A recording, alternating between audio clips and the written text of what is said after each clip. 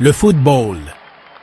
Ce magnifique sport, il nous unit dans une passion commune, mais parfois, il devient le théâtre de l'inconcevable. Voici l'histoire d'un match à jamais marqué par la tragédie. Le 27 octobre 1998, en République démocratique du Congo, un match de football a pris une tournure tragique, laissant une communauté sous le choc et le monde entier s'interrogeant sur la frontière entre l'explicable et l'inexplicable. Le petit village de Benat-Chadi se préparait pour un derby local. L'air était chargé d'anticipation. L'énergie était électrique. Il ne se doutait pas qu'une tempête se préparait. Et ce n'était pas n'importe quelle tempête. Cette tempête portait en elle une obscurité qui allait changer leurs vies à jamais. 11 joueurs, tous de la même équipe, gisaient sans vie sur le terrain, victimes d'un accident extraordinaire. Vraiment? La cause du décès, la foudre. Mais certains murmuraient des forces plus obscures à l'œuvre, des malédictions et de la sorcellerie.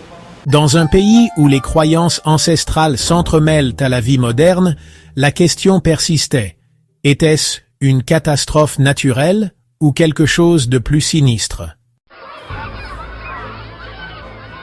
Le match opposait deux rivaux locaux, Basangana et Benat-Chadi. Le lieu, un humble terrain dans la province du Kasaï oriental. Alors que le match commençait, le ciel s'assombrit.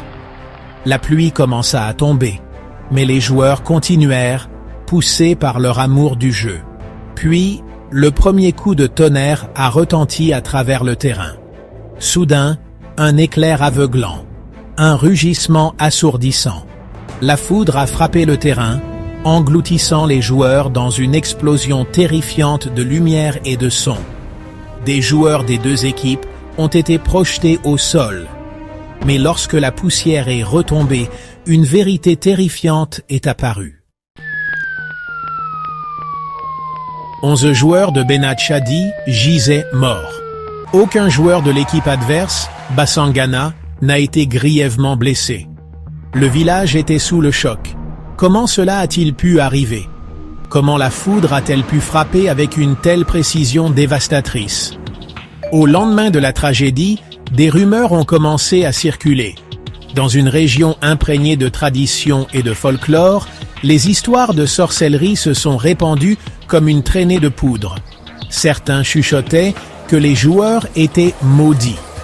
D'autres prétendaient que l'équipe adverse avait utilisé la magie noire pour s'assurer la victoire.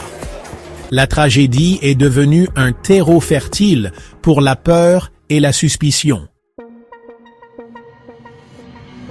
Les scientifiques ont offert une explication plus rationnelle. Ils ont pointé du doigt les crampons métalliques des joueurs. Ces crampons, selon eux, ont agi comme des conducteurs, attirant la foudre et canalisant son énergie mortelle à travers leur corps. La tragédie, affirmait-il, était une catastrophe naturelle déchirante, mais finalement explicable. Pourtant, malgré les preuves scientifiques, les murmures de sorcellerie persistaient.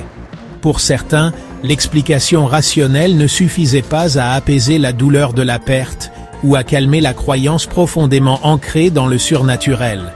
La tragédie de Benat-Chadi nous rappelle brutalement le pouvoir persistant des croyances. Dans un monde où la science et la superstition s'affrontent, où tracer la ligne?